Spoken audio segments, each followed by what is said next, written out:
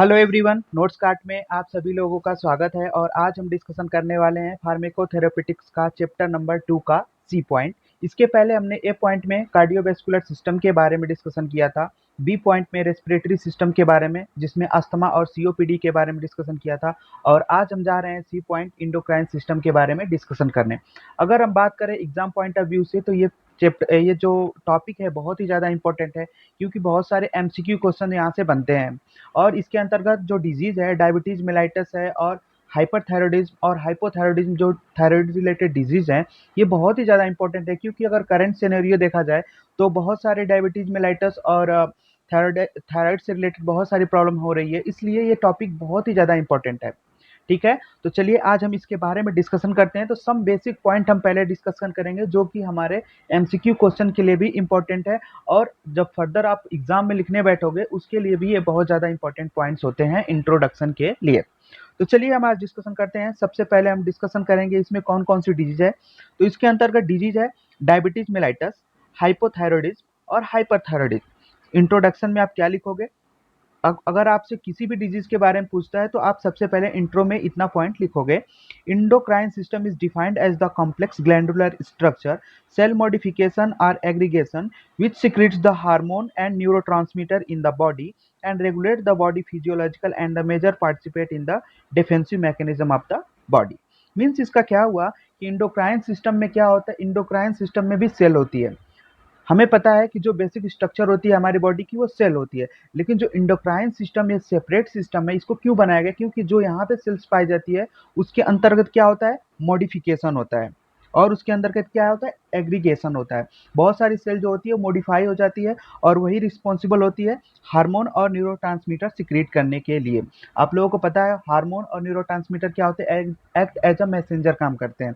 यानी कि जो भी हमारी बॉडी की इंफॉर्मेशंस होती है, सेंसेस, टच वगैरह जो भी होता है, उसकी रिस्पॉन्सेज जो होती है न्यूरॉन्स के पास पहुंचाने के लिए, और न्यूरॉन्स उसको वापस सेंसरी ऑर्गन तक ले जाने के लिए जो भी चीज़ें होती है वो न्यूरोट्रांसमीटर और हार्मोन्स होते हैं, उसके थ्रू ही हमारी बॉडी की जो रेगुलेशन होती है वो की जाती है।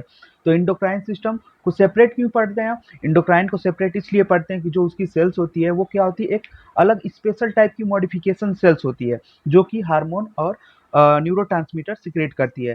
तो यहाँ से एमसीक्यू क्वेश्चन, सबसे पहला एमसीक्यू क्वेश्चन आपको यही बन जाएगा कि इंडोक्राइन सिस्टम जो होता है, इंडोक्राइन सेल्स होती है वो क्या सिक्रेट करती है? तो हार्मोन और न्यूरोट्रांसमीटर, ये दो चीजें सिक्रेट करती है। नेक्स्ट हम बात करेंगे सबसे पहले सम इंपॉर्टेंट पॉइंट में एक्सोक्राइन ग्लैंड। आप लोगों ने पढ़ाई होगा एक्सोक्राइन ग्लैंड और इंडोक्राइन ग्लैंड। तो एक्सोक्राइन ग्लैंड, इस पे भी थोड़ा सा फोकस कर लेते हैं। Exocrine gland secretes their product enzymes in into duct the carry the secretion into the body cavities into the lumen of an organ or the outer surface of the body।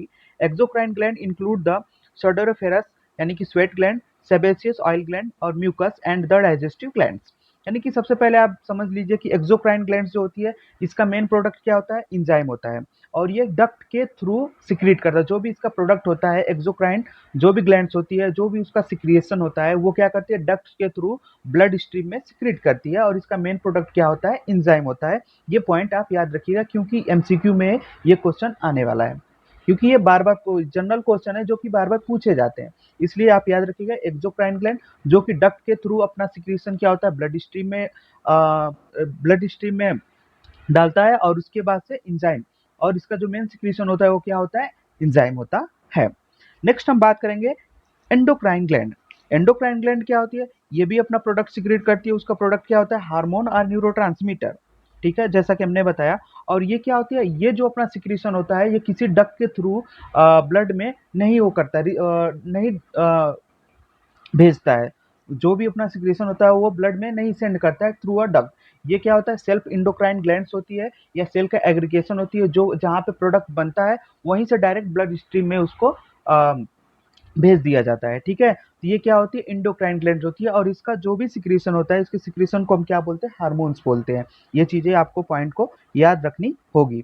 और इसके बाद last point है, it is depending upon the heart for the distribution of the product. और इसका जो भी distribution करना है वो हार्ट पे डिपेंड होता है। क्यों? क्योंकि अगर मान लो आप एक्सोक्राइन ग्लैंड लेते हो, तो एक्सोक्राइन ग्लैंड में डक्ट के थ्रू आप डायरेक्ट जो भी आपका पर्टिकुलर ऑर्गन या पर्टिकुलर सेंसरी पार्ट है उसके पास आप पहुंचा दोगे। लेकिन इंडोक्राइन ग्लैंड से जो भी सिक्रीशन हुआ उसको पहुंचाने के लिए आपको हार्ट की सहायता लेनी पड़ेगी, क्योंकि ब्लड में गया और वहां से उसको क्या करना पड़ेगा, पंप करना पड़ेगा। पंप करना पड़ेगा, इसलिए हार्ट पे ये डिपेंड होता है।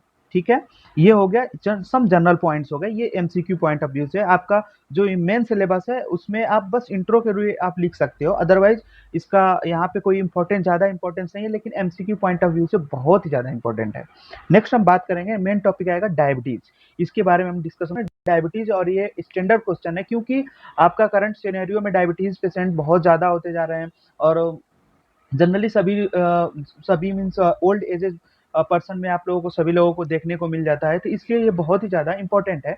तो चलिए इसके बारे में हम स्टार्ट करते हैं, इटियोपैथोजेनेसिस और इसका ट्रीटमेंट क्या होगा इसके बारे में हम डिस्कशन करते हैं।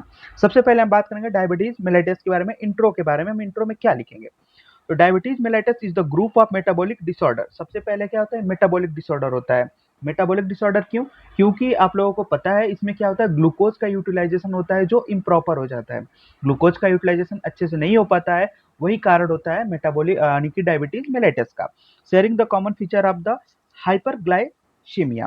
ठीक है, hyperglycaemia is the diabetes result for the defect in the insulin secretion, insulin action, are both the chronic hyperglycemia and attend the metabolic dysregulation may be associated with the secondary damage in the multiple organ system, especially the kidney, eye, nerve and blood vessels।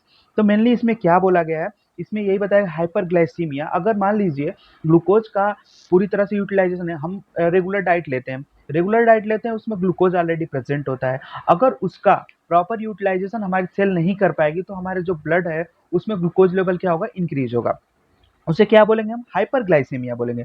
अगर hyperglycaemia condition आती है, ये किस कारण आ सकती है, इसका कारण क्या हो सकता है, डिफेक्ट इन इंसुलिन सिक्रीशन। क्योंकि ग्लूकोज का एब्जॉर्प्शन कराने के लिए सेल में ग्लूकोज का एब्जॉर्प्शन कराने के लिए इंसुलिन बहुत ही ज्यादा इंपॉर्टेंट होता है, क्योंकि एज अ कैरियर काम करता है। इंसुलिन एज अ कैरियर काम करता है ग्लूकोज को सेल के अंदर ट्रांसफर करने के लिए। अगर इंसुलिन का सिक्रीशन कम हो जाए या इंसुलिन का एक्शन जो होता है वो लो हो जाए, तब वहाँ पे क्या होता है, डायबिटीज मेलाइटस की कंडीशन आ जाती है। और अगर डायबिटीज मेलाइटस की कंडीशन आ जाती है तो secondary damage in the multiple organ system, अगर वहाँ पे अच्छे से, जैसे मान लीजिए लीवर है या किडनी है, तो किडनी में अगर मान लीजिए कि ग्लूकोज का यूटिलाइजेशन अच्छे से नहीं हो पाया, तो किडनी का जो फंक्शन होगा वो क्या हो जाएगा, हैम्पर्ड हो जाएगा, वो भी क्या हो जाएगा, डिसफंक्शन हो जाएगा।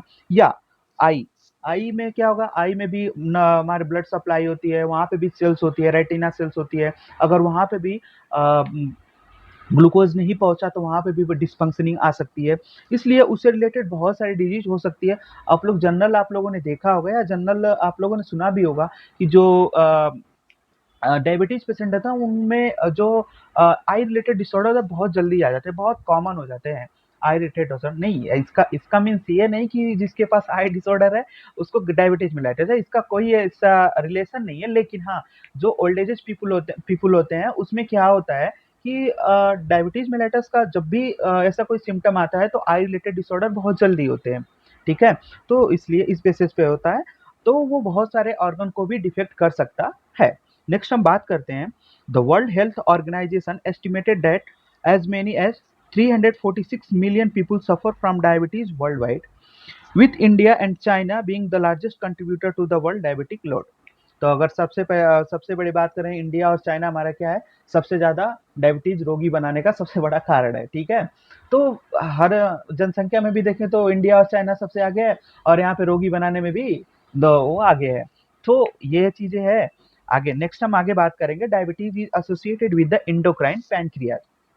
अब सभी लोगों को जनरल चीजें पता है कि डायबिटीज क्यों होती है, क्योंकि जब पेनक्रियाज डिसफंक्शनिंग होने लगा, पेनक्रियाज का जो फंक्शन होता है वो प्रॉपर नहीं होता है, तब जाके डायबिटीज की कंडीशन एराइज होती है। ये आपको 4 सेल्स है, आपको लिखने के लिए इंपॉर्टेंट नहीं है, एग्जाम में इंपॉर्टेंट नहीं, लेकिन एमसीक्यू में पूछ लिया जा सकता है आपसे कि डायबिटीज से पेनक्रियाटिक जो सेल होती है वो कौन कौन सी है जो कि डायबिटीज का कारण हो सकती है। तो ये 4 सेल आपको याद रखनी पड़ेगी। बस आपके एमसीक्यू पर्पज से ये सारी चीजें रखी गई है, ये बहुत ही इंपॉर्टेंट होगी एमसीक्यू पर्पज से, क्योंकि आप लोगों को पता है पैटर्न चेंज हो गया है क्वेश्चन का, वहाँ पे एमसीक्यू क्वेश्चन आने वाले हैं, एमसीक्यू क्वेश्चन या फिल इन द ब्लैंक्स भी क्वेश्चन आ रहे हैं, तो न्यू पैटर्न के अकॉर्डिंग ये सारी चीजें, छोटी छोटी चीजें आप लोगों को याद रखना बहुत जरूरी होता है। ठीक है, तो चलिए हम बात कर लेते हैं, थोड़ी सी इसके बारे में डिस्कशन कर ही लेते हैं। सबसे पहला आता है बीटा सेल्स। पेनक्रियाज के अंदर बीटा सेल होती है, उसका वर्क क्या होता है? The beta cells produce insulin which regulates the glucose utilisation in tissue and reduce the blood glucose level. जो बीटा सेल्स होती है हमारे पेनक्रियाज में, वो इंसुलिन का सिक्रीशन करती है। अब इंसुलिन का सिक्रीशन करती है, तो जो ग्लूकोज का यूटिलाइजेशन होता है उसको कहीं ना कहीं उसको क्या करती है, यूटिलाइजेशन को वो बढ़ा देती है, यानी ग्लूकोज की यूटिलाइजेशन में हेल्प करती है। अगर इंसुलिन का सिक्रेशन ज़्यादा होगा तो एज अ कैरियर इंसुलिन काम करेगा, ग्लूकोज जैसे आएगा इंसुलिन से बाइंड होगा और उसके बाद क्या होगा, सेल के अंदर चला जाएगा और उसका यूटिलाइजेशन कर लिया जाएगा सेल के द्वारा। ठीक है, तो ये हो गया बीटा सेल्स। नेक्स्ट होता है alpha cell. Alpha cell secrete the glucagon which stimulate the glycogenolysis in the liver and thus the increase the blood sugar level। तो यहाँ पे अल्फा सेल्स होती है। अल्फा सेल्स क्या होते हैं? अल्फा सेल्स, जो अल्फा सेल्स होती है वो क्या करती है, स्टिमुलेट करती है ग्लाइकोजिनोलाइसिस। जब ग्लाइकोजिनोलाइसिस मीन्स जो भी ग्लाइकोजन लीवर में, आपको पता होगा storage organ of the glycogen, तो क्या होता है, लीवर बोलते हैं और मसल्स हैं, दो चीजें। ये भी एमसीक्यू पॉइंट आपसे बहुत इंपॉर्टेंट है कि कई बार पूछा जाता है कि स्टोरेज ऑफ द ग्लाइकोजन, तो वो क्या होता है, लीवर और मसल्स होती है। तो यहाँ पे क्या हुआ, अगर मान लीजिए आपके ब्लड के अंदर ग्लूकोज लेवल कम हुआ, तो वहाँ पे ग्लाइकोजिनोलिसिस होता है, जो प्रोसेस होती है जो कि अल्फा सेल में होती है। वहाँ पे अल्फा सेल में होने क्यों होती है? क्योंकि वहाँ पे ग्लूकागोन जो होता है, एंजाइम होता है, वो प्रेजेंट होता है और उसकी प्रेजेंट में, ग्लूकागोन की प्रेजेंट में ग्लाइकोजन कन्वर्ट होता है ग्लूकोज में, और ग्लूकोज में कन्वर्ट होता है तो उसका यूटिलाइजेशन बढ़ जाता है, जिससे कि रेगुलेशन होता रहता है, ग्लूकोज का रेगुलेशन हमारी बॉडी में होता रहता है। तो आप लोग याद रखिएगा कि ग्लाइकोजन का स्टोरेज कहाँ होता है, ग्लाइकोजन का स्टोरेज होता है मेनली लीवर और मसल्स में होता है। नेक्स्ट हम बात करें delta cell. Delta cell secrete the somatostatin which suppress the both insulin and the glucagon release। और ये क्या होता है, डेल्टा सेल्स होती है जो सोमैटोस्टेटिन विच सप्रेस, यानी कि सीक्रेट सोमैटोस्टेटिन हार्मोन, आप लोगों को पता हो सोमैटोस्टेटिन हार्मोन होता है, जो कि क्या करता है, इंसुलिन और ग्लूकागोन का रिलीज जो होता है, रिलीज कराना, इंसुलिन और ग्लूकागोन की जो रिलीजमेंट प्रोसेस होती है उसको क्या करती है, कंट्रोल करती है। अब वो कंट्रोल रहेगा तो वहां से भी ग्लूकोज का लेवल जो हमारी बॉडी में बना रहेगा।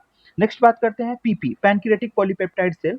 PP cells secrete the pancreatic polypeptide which exert several gastrointestinal effects such as the stimulation of the secretion of the gastric and intestinal enzyme and inhibition of the intestinal motility। यह pancreatic polypeptide cell क्या होती है, जो आप लोगों को पता होगा कि पैनक्रियाटिक जूस सिक्रीट होता है हमारे इंटेस्टाइन में।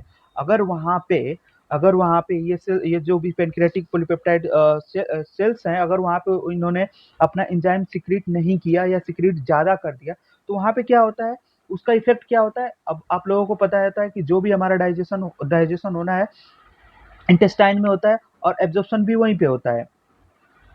ठीक है, तो वहाँ पे क्या होता है, वहाँ पे जब ये सेल्स अगर मान लीजिए अगर प्रोडक्ट ये सिक्रीट करती है तो वहाँ पे एब्जॉर्प्शन का प्रोसेस होगा वो ज़्यादा होगा।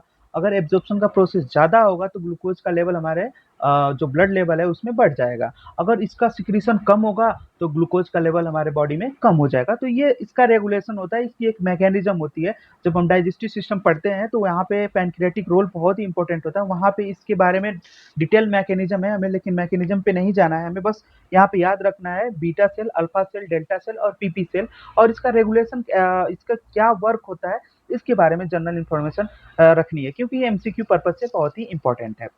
तो चलिए फ्रेंड्स आगे हम बढ़ेंगे, आगे हम बात करेंगे क्लासिफिकेशन ऑफ डायबिटीज मेलाइटस। अब आप लोग जब भी लिखेंगे तो इंट्रोडक्शन ऑफ डायबिटीज लिखेंगे, उसके बाद से आप डायरेक्ट लिखेंगे क्लासिफिकेशन ऑफ डायबिटीज मेलाइटस, क्योंकि आप लोगों को पता है नया पैटर्न में आप लोगों को 5 मार्क्स का क्वेश्चन आने वाला है और 3 मार्क्स का क्वेश्चन आने वाला है। 5 मार्क्स का क्वेश्चन आने वाला है, एटलीस्ट आपको 3 पेजेस तो आपको कंप्लीट लिखने ही पड़ेंगे, 3 to 4 पेजेस तो आपको लिखने पड़ेंगे। इसलिए यहाँ पे आपको सारी चीज़ें ध्यान रखनी पड़ेगी, उसी पर्पज से ये नोट्स तैयार किया गया है। और कुछ चीज़ों में एक्सटर्नल आप लोगों को बताता हूँ, इसलिए कुछ चीज़ें नोट्स में आप लोगों को मिल जाएगी, कुछ चीज़ें पीपीटी से भी मिल जाएगी। इसलिए जब भी आप स्टडी किया करें तो नोट्स को एक साइड रख के और अपना अलग से कोई नोट्स लेके वहाँ पे बैठा करें, क्योंकि अगर पीपीटी से कुछ एक्स्ट्रा पॉइंट मिलते हैं तो आप उसको वहाँ पे ऐड कर सकते हैं। नेक्स्ट हम बात करते हैं type 1 diabetes. It is an autoimmune disease characterized by the pancreatic beta cell destruction and an absolute deficiency of insulin. It accounts for approximately 5% to 10% of all the cases. जो diabetes type one diabetes mellitus होती है उसको क्या auto immune disease होती है। Auto immune disease जो हमारी self antibody होती है वो हमारे सेल्फ जो प्रोड्यूसिंग सेल है यानी beta cell pancreatic beta cells होती है उसको क्या करती है डिस्ट्रक्ट करने लगती है। ठीक है, इसी कारणवश क्या होती है जो हमारा पेनक्रियाटिक बीटा सेल है इंसुलिन का सिक्रीशन कर रही थी उसके अगेंस्ट हमारी बॉडी में क्या बन जाता है एंटीबॉडी बन जाता है और वो उसको क्या करती है डिस्ट्रैक्ट करती है, उसका डिस्ट्रक्शन करती है, उसको डिस्ट्रॉय करती है। अगर उसको डिस्ट्रॉय कर देगी तो इंसुलिन का सिक्रीशन नहीं होगा और इंसुलिन का सिक्रीशन नहीं होगा तो फिर वही डायबिटीज मेलेटस की कंडीशन आ जाएगी और अप्रॉक्सिमेटली 5 टू 10% ही ऐसे केसेस देखे जाते हैं। नेक्स्ट आता है type 2 diabetes mellitus. It is caused by the combination of the peripheral resistance to the insulin action and an adequate secretion response by the pancreatic beta cell यानी कि relative insulin deficiency. Approximately 90 to 95% of the diabetic patient have type 2 diabetes. ये क्या होता है, ये combination of peripheral resistance. कभी कभी क्या होती है हमारी सेल्स जो होती है सेल्स के अंदर क्या होता है इंसुलिन की रेजिस्टेंसी पाई जाती है। ठीक है, इसलिए आप लोगों से बोला जाता है कोई डायग्नोसिस, अभी हम फार्मासिस्ट हैं, फार्मासिस्ट के बेसिस पे हमें ये ध्यान रखना होता है फार्मासिस्ट का मेन काम क्या होता है आप लोगों को पता है डोज डिसाइड करना। ये नहीं कि हमें डिजीज डायग्नोस नहीं करना है, हमें डोज डिसाइड करना है और डोज डिसाइड करने का सबसे बड़ा इंपॉर्टेंस यही है कि जो भी हमारे अंदर बॉडी के अंदर सेल्स है वो कभी रेजिस्टेंस कॉज ना करे। जैसे मान लो आप कि अगर किसी पर्सन को 500 mg की पैरासीटामोल देनी है और अगर हम उसको 650 mg की पैरासीटामोल देते हैं तो वो धीरे धीरे क्या करेगा उसके अंदर रेजिस्टेंसी कॉज कर जाएगी, उसकी सेल की जो डिमांड हो जाएगी वो हमेशा 650 की ही डिमांड रहेगी। तो अगर आप सिर्फ अगेन 500 mg की अगर पैरासीटामोल देते हो तो वर्क नहीं करेगी वो। इसीलिए हमारा सेपरेट फार्मेसी डिपार्टमेंट बनाया गया है इसी चीज को कंट्रोल करने के लिए कि हम एटलीस्ट डोज कन्वर्ट करेंगे, डोज को कन्वर्ट करेंगे डोज किस हिसाब से। और आप लोगों को पता है डोज किस बेसिस पे डिसाइड किया जाता है, एज सेक्स और एज सेक्स आदि ये सारी जो एटसेट्रा जो चीजें होती है उस पर क्या किया जाता है डोज डिफाइन किया जाता है। ये होता है इम्पोर्टेंस। ठीक है, इसलिए आप अपने इम्पोर्टेंस को भी समझे ध्यान में रखा कीजिए कि हाँ कैसे करना है।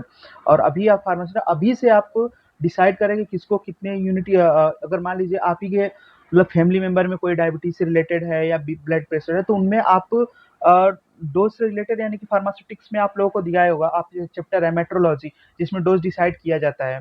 ठीक है, अगर उस मेट्रोलॉजी के प्रोसेस को आप अपने ऊपर खुद फॉलो करें, खुद फॉलो करेंगे तो आप लोगों को आइडिया लगेगा कि हाँ कहाँ पे कितना डोज देना जरूरी होता है, कहाँ पे कितनी डोज की जरूरत होती है।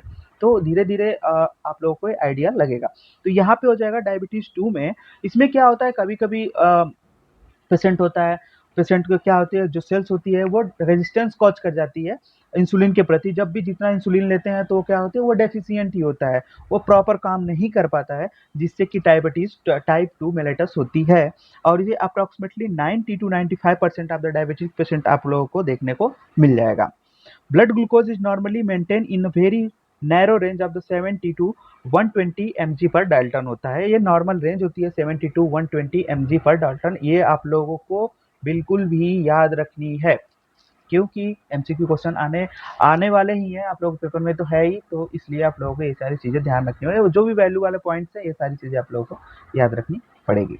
नेक्स्ट हम बात करते हैं इटियोपैथोजेनेसिस यानी इसका पैथोलॉजी क्या होता है। अगर आपको ये पैथोलॉजी आपको यहाँ पे मैं बताने जा रहा हूँ, अगर आप इसको लिखने में अगर आपको नहीं याद आ रहा है, आप नहीं लिख पा रहे हो तो आप जो मैंने सेल्स को बताया ना अल्फा बीटा डेल्टा और पीपी सेल्स, आप उसको यहाँ पे भी लिख सकते हो, कोई दिक्कत नहीं होने वाली क्योंकि कहीं ना कहीं वो भी इटियोपैथोजेनेसिस यानी कि उसमें भी कोई ना कोई दिक्कत आने पे ही डायबिटीज मेलेटस हो सकता है, तो यहाँ पे आप उसको लिख सकते हो। ठीक है, इसलिए चलिए बात करते हैं type 1 diabetes mellitus, also called the insulin dependent diabetes mellitus IDDM.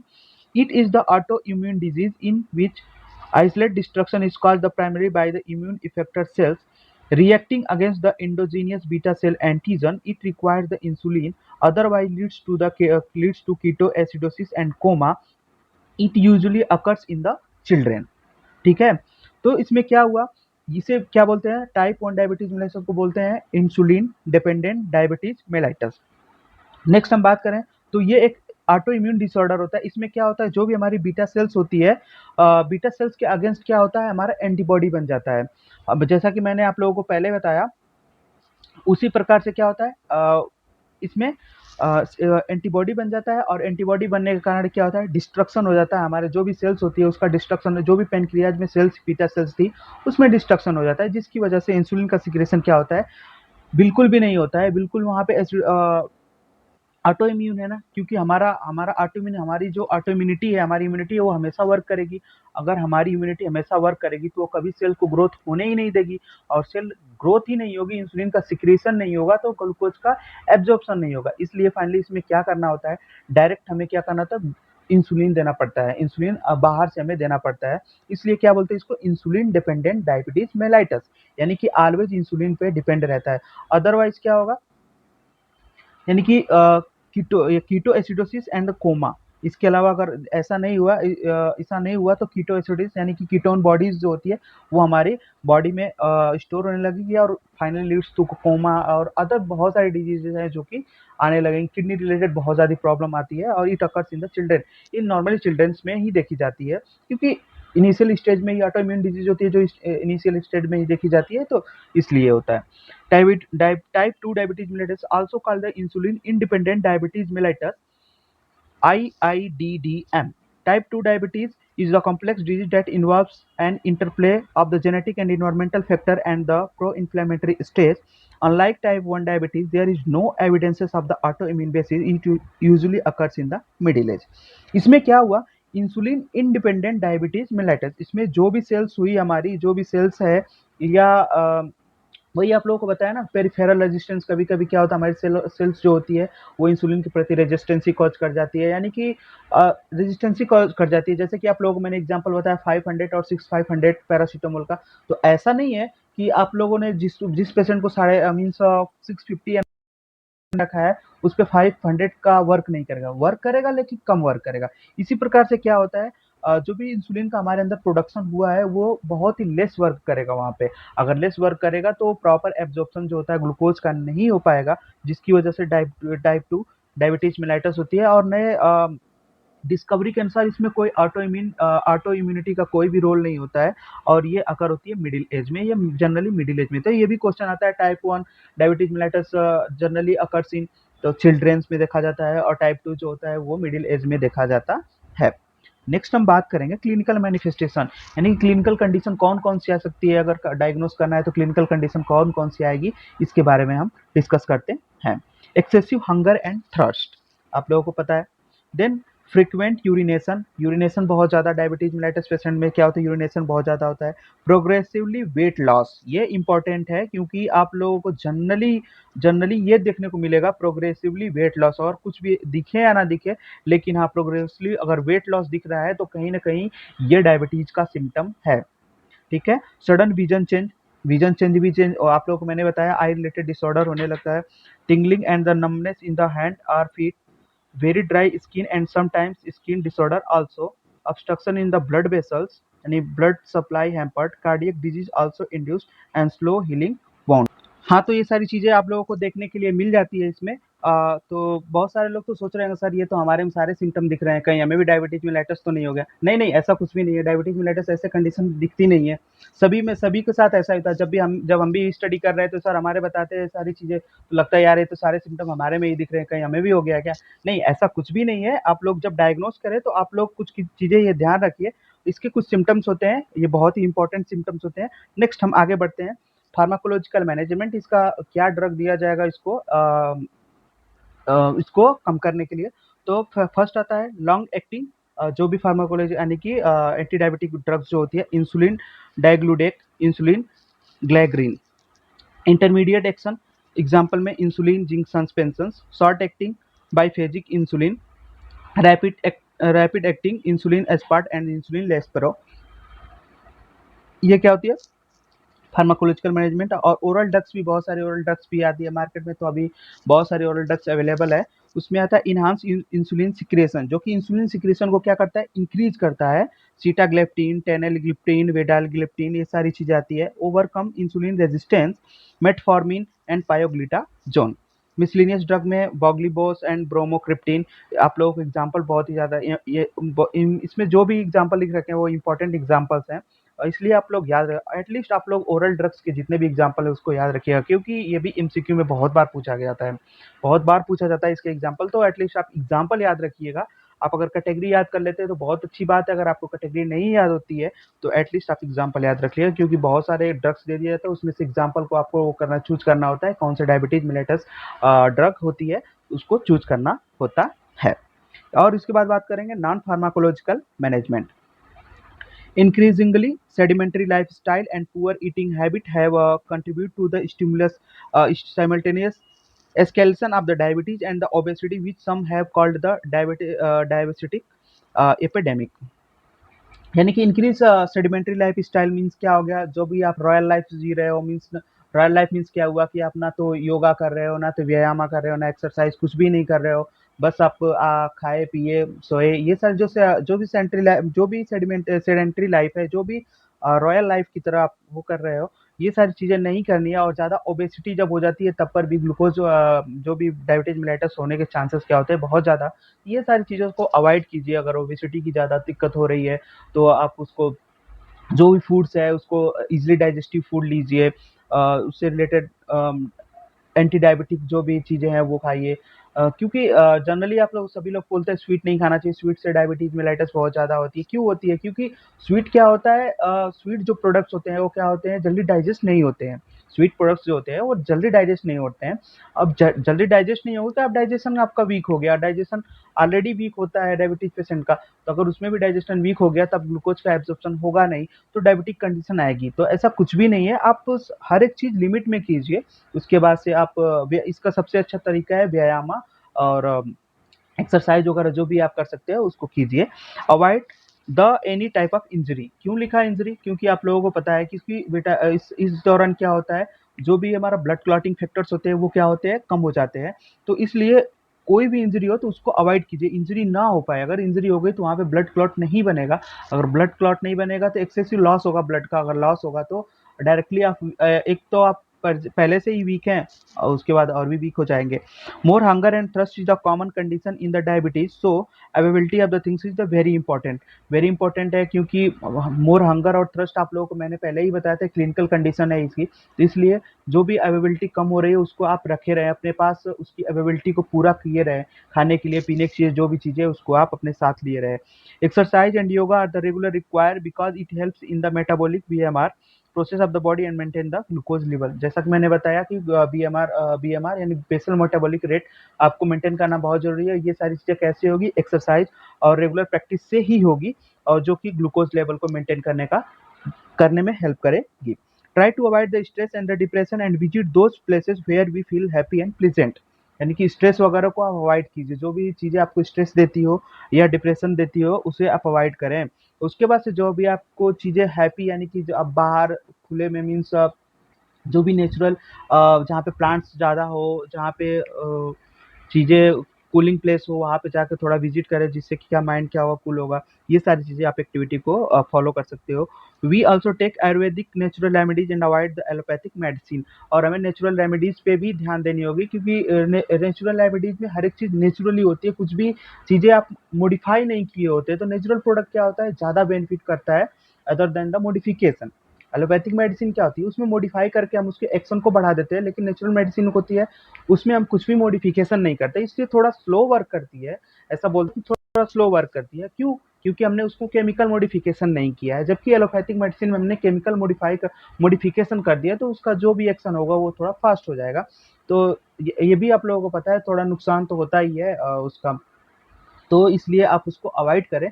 और ज़्यादातर हो सके, क्योंकि ये लंबी समय तक चलने वाली चीज़ें हैं, तो आप आयुर्वेदिक मेडिसिन वगैरह लेने की कोशिश करें, या जो भी होम रेमेडीज होते हैं उसको अपनाने की कोशिश करें, जिससे ये सारी चीज़ें कंट्रोल में रहेगी। नेक्स्ट हम बात करेंगे हाइपोथायरॉयडिज्म। अब ये सबसे बड़ी जो थायराइड रिलेटेड प्रॉब्लम है, हाइपरथायरॉयडिज्म और हाइपोथायरॉयडिज्म, बहुत डिजीज इस समय भी करंट सिनेरियो में बहुत देखने को मिले, और ज़्यादातर ये फीमेल फीमेल पेशेंट होती है इसके लिए बहुत ज़्यादा, फीमेल में बहुत ज़्यादा होती है। इसका रीज़न बहुत सारे हैं, लेकिन फिर भी हम डिस्कस करते हैं, कुछ रीज़न डिस्कस करते हैं यहाँ पे। इसका इंट्रो में देखिए आपको क्या लिख सकते हैं, disease of the thyroid include the condition associated with the thyroid hormone deficiency in the consider the hypothyroidism. इसमें जब थायराइड की डिफिशियंसी हो जाती है, यानी थायराइड हार्मोन की जब डिफिशियंसी हो जाती है, उस कंडीशन को हम क्या बोलते हैं, हाइपोथायरॉयडिज्म बोलते हैं। It is a condition caused by the structural and functional dearrangement that are the interferes with the production of thyroid hormone. Hypothyroidism is the fairly common disorder in female than in male. Sometime on the factor involving it is the divided into two. यानी कि ये क्या होता है generally, इसमें क्या होता है, ये मेल में बहुत कम होता है लेकिन फीमेल में ज़्यादा ही होता है। और इसके बाद इसको अगर जानना है, इसको कौन-कौन से फैक्टर्स के, अगर फैक्टर की बेसिस पे कैसे ये डिजीज़ आती है, या इसके लिए रिस्पॉन्सिबल फैक्टर क्या है, इसको स्टडी करने के लिए हम 2 चीज़ें डिस्कशन करने वाले हैं। Primary hypothyroidism. प्राइमरी हाइपोथायरॉयडिज्म में क्या होता है, it is arising due to the intrinsic abnormality in the thyroid itself और occurs as a result of the pituitary and the hypothalamic disease.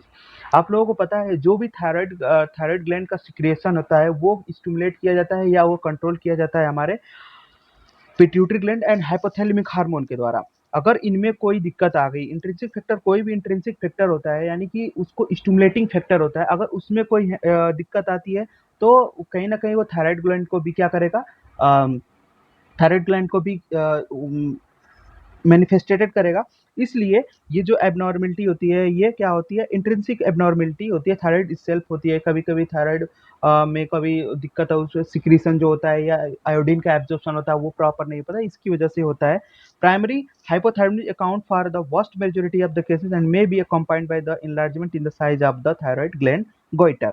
यानी कि प्राइमरी हाइपोथायरॉयडिज्म में क्या होता है, ये जो ज़्यादातर पीपल में क्या होता है, ये प्राइमरी हाइपोथायरॉयडिज्म ही देखने को मिलता है। और इस दौरान क्या होता है, जो साइज होती है ना, तो जो थायराइड ग्लैंड की जो साइज होती है वो इंक्रीज हो जाती है, जिसे गोइटर भी बोलते हैं, गोइटर भी बोलते हैं।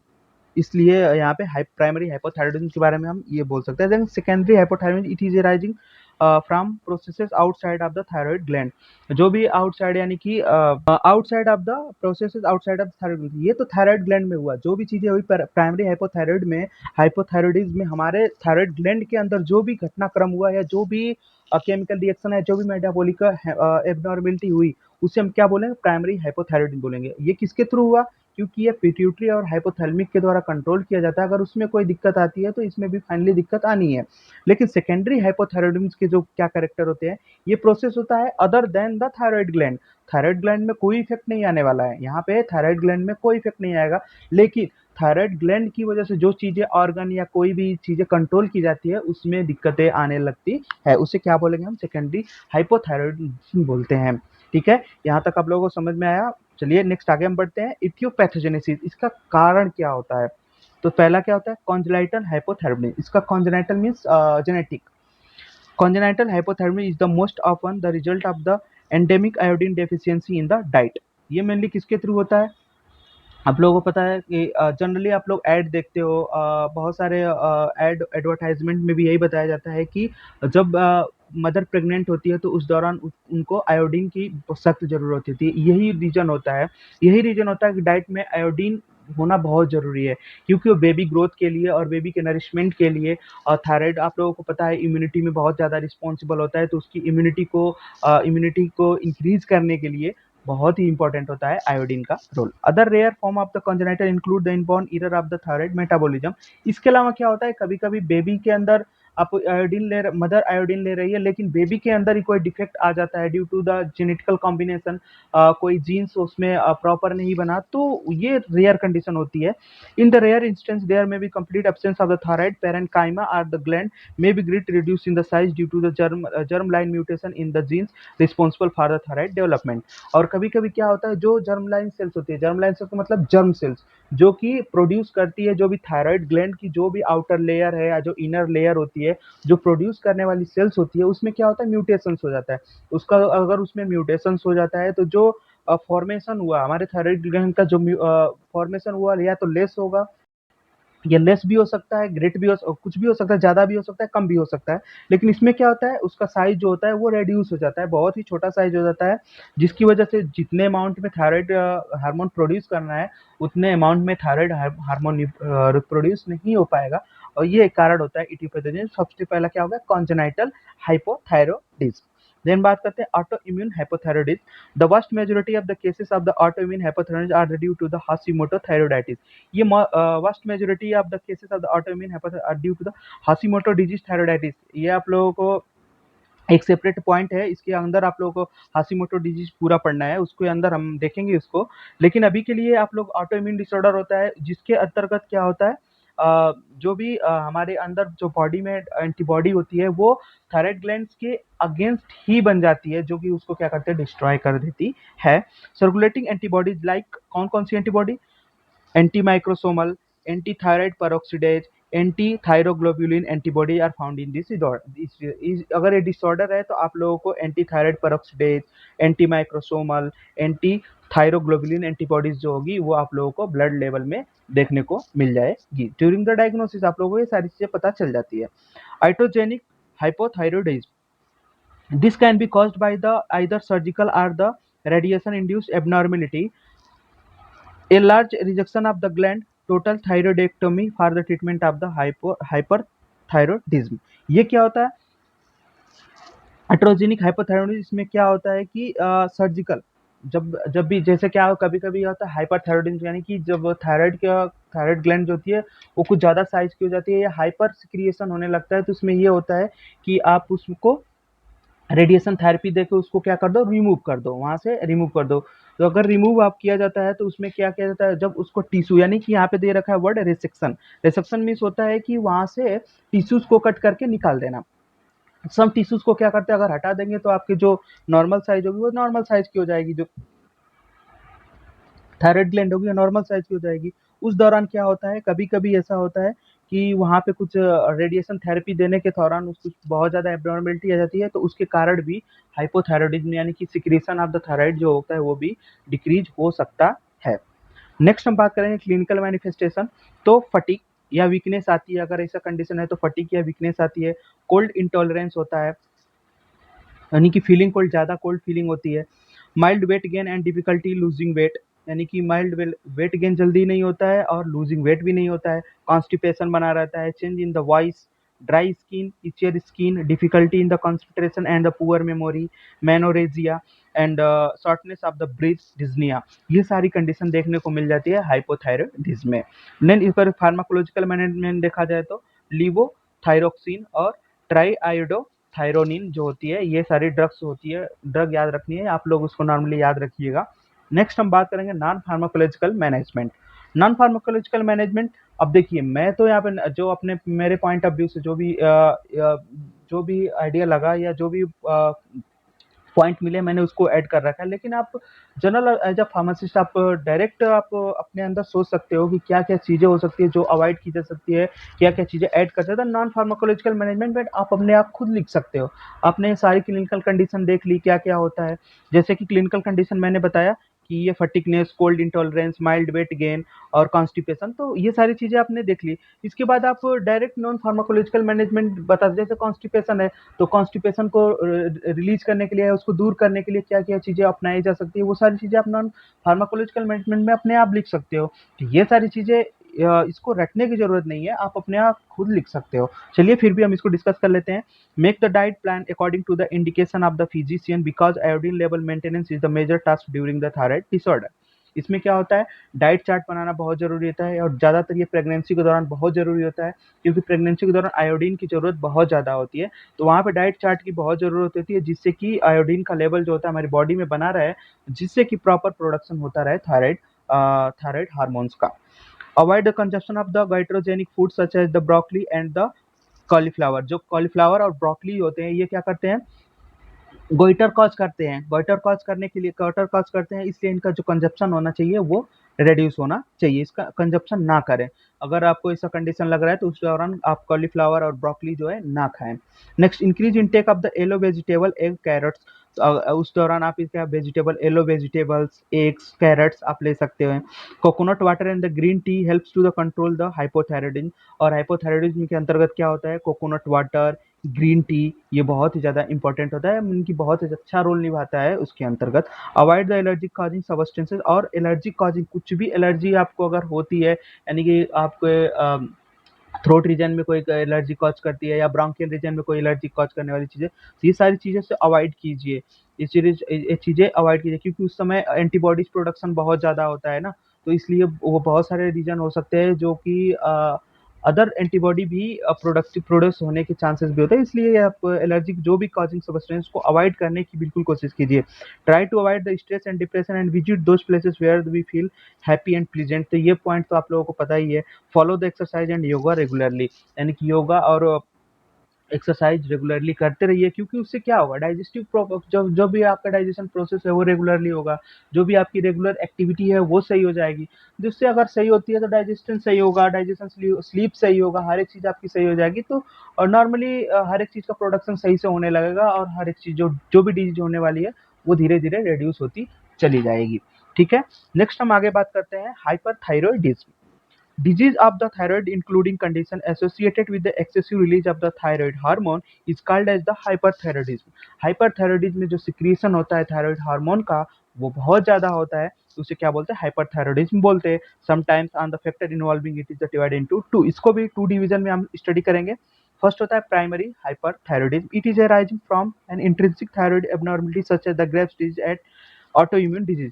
तो इसमें भी क्या है, प्राइमरी हाइपरथायरॉयडिज्म, ये हमारे थायराइड जो ग्लैंड है ना, उसके अंदर जो भी मैकेनिज्म या जो भी एक्शन होगा वो थायराइड ग्लैंड के अंदर होगा।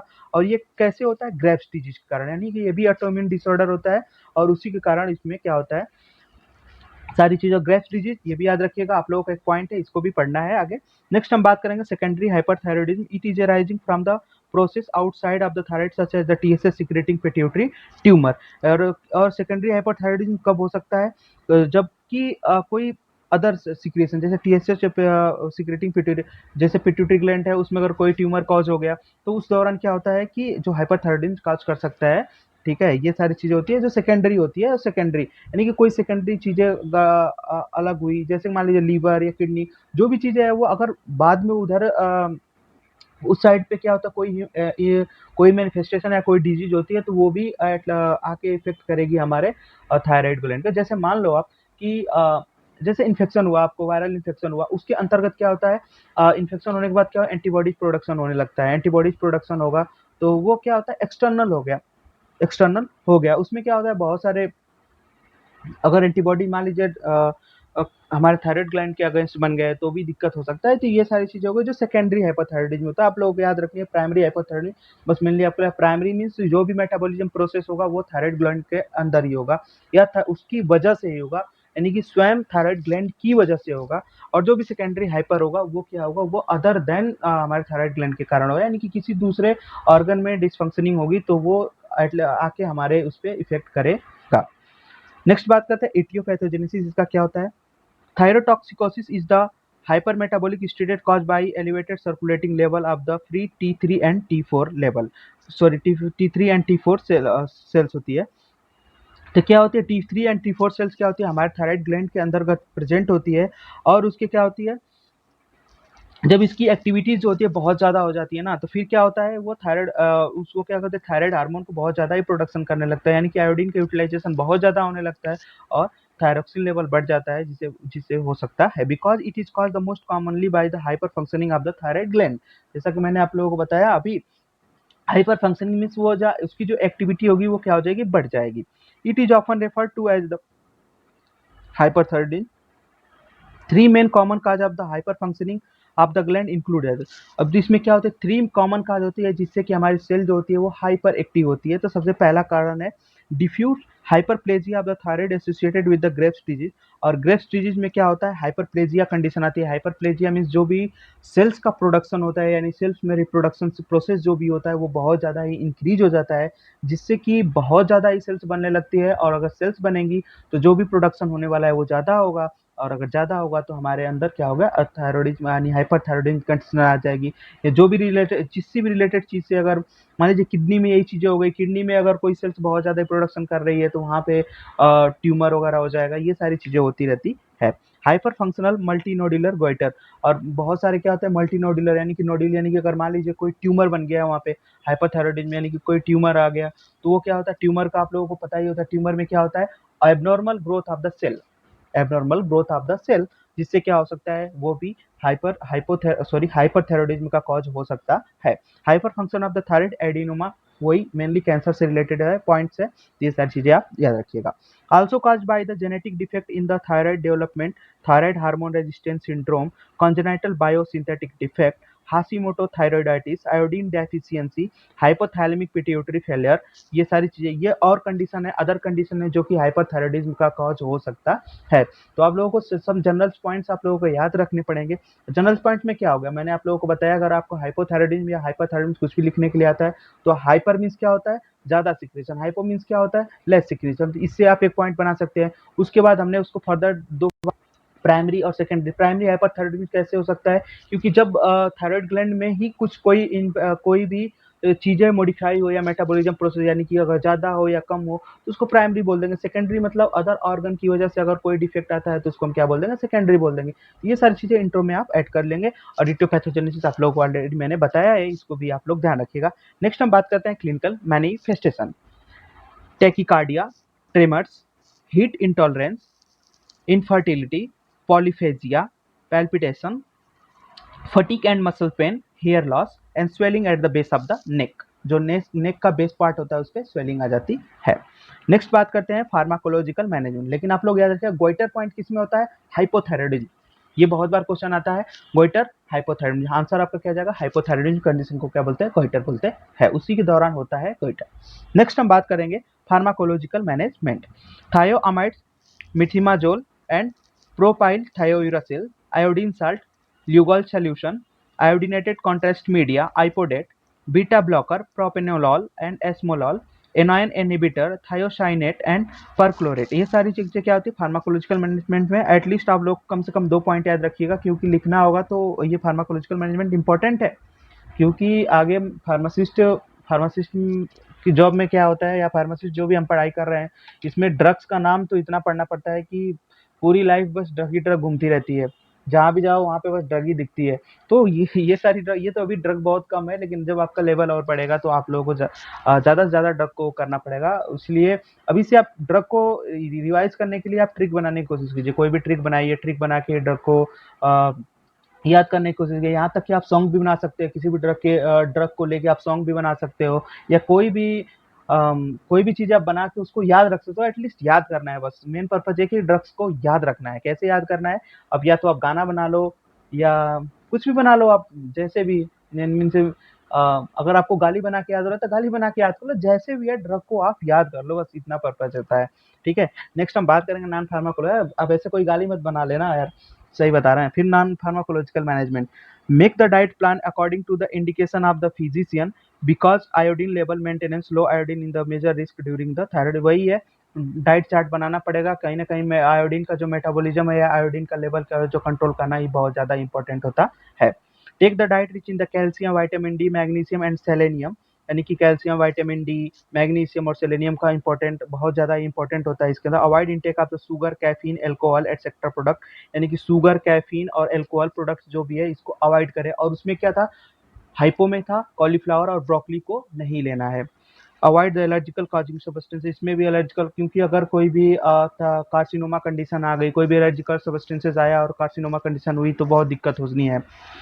Try to avoid the stress and depression and visit those places where we feel happy and pleasant, means generally और and follow the exercise। यानी कि यहाँ पे पॉइंट क्या है, जनरली वही है कि आपको उसी प्लेसेस पे विजिट करें जहाँ पे विजिट का प्लेस में, यहाँ पे मेंशन प्लेस क्यों किया गया है, क्योंकि वहाँ पे अगर आप कहीं खुली हवा में जाते हो या जहाँ पे नेचुरल प्लांट्स, नेचुरल प्लांट्स, अब तो नेचुरल प्लांट्स तो नेचुरली होते हैं, तो वहाँ पे क्या होता है, ऑक्सीजन लेवल होता है बहुत ज़्यादा होता है। और कहीं ना कहीं ऑक्सीजन लेवल अगर हमारे बॉडी में अच्छे से सर्कुलेट करता होता है तो जो हमारा बेटा यानी कि बीएमआर होता है, बेसल मेटाबॉलिक रेट होता है, वो कहीं ना कहीं एग्जैक्ट काम करता है और अच्छे से काम करता है, जिसकी वजह से डाइजेशन वगैरह, स्लीप वगैरह, स्ट्रेस वगैरह सारी चीज़ें मेंटेन रहती है, और मेंटेन रहेगी तो ऑलरेडी हर एक चीज़ सही रहेगी सिस्टम। तो इसलिए यहाँ पे और एक्सरसाइज और योगा पे फोकस, मेन फोकस इसलिए है कि अगर आप एक्सरसाइज या योगा करते हो तो आप लोगों की जो फिजिकल एक्टिविटी है वो भी होनी है। अगर आप मेडिटेशन करते हो तो आप लोगों की मेंटल एक्टिविटी इंक्रीज होनी है। तो एटलीस्ट आप लोग कोशिश कीजिए या किसी को एडवाइस कीजिए कि एटलीस्ट वो, अगर कोई ऐसी कंडीशन आ रही है तो वो एटलीस्ट हाफ एन आवर सुबह में, मॉर्निंग में अपने आप को मेडिटेशन एक्सरसाइज पे समय दें। खैर वो तो पता है हमें कि सभी लोग तो दे नहीं पाएँगे। अब हम ही लोगों को आप पूछ लो तो नहीं दे पाते, लेकिन फिर भी एडवाइस आप कर सकते हैं, एडवाइस आप दे सकते हैं और अपने ऊपर भी फॉलो कर सकते हैं। ऐसा कुछ भी नहीं कि ये बहुत सारी प्रॉब्लम होती है। हमारा क्या है, हमारी थोड़ी दिक्कत होती है कि अभी ट्रेनिंग ट्रेनिंग चल रही है या कुछ भी एग्ज़ाम है, एग्ज़ाम प्रिपरेशन है, तो ये सारी चीज़ें करके नहीं हो पाता है, थोड़ा मैनेज नहीं हो पाता। लेकिन आप फिर भी मैनेज करने की कोशिश कीजिए इस चीज़ को। अब ये चीज़ें ऐसा नहीं है कि ये थायराइड पेशेंट या डायबिटीज़ पेशेंट या किसी के लिए, नहीं, नहीं, ऐसा कुछ भी नहीं होता है। अगर हम भी अपने ऊपर इसको फ़ॉलो करते हैं, अगर हम भी आधा घंटा या 1 घंटा अपने ऊपर सुबह में देते हैं, तो हमारा भी मेंटल एक्टिविटी जो होती है वो इंक्रीज़ होती है, कंसंट्रेशन पावर इंक्रीज़ होता है। और ये सारी चीज़ें सबको पता है, लेकिन फ़ॉलो नहीं सब कर पाते, लेकिन कोशिश करना चाहिए फ्रेंड। तो चलिए यहाँ तक हमने डिस्कस कर लिया ये चैप्टर नंबर 2 का सी पॉइंट जो था, हमने डिस्कस कर लिया इसके बारे में।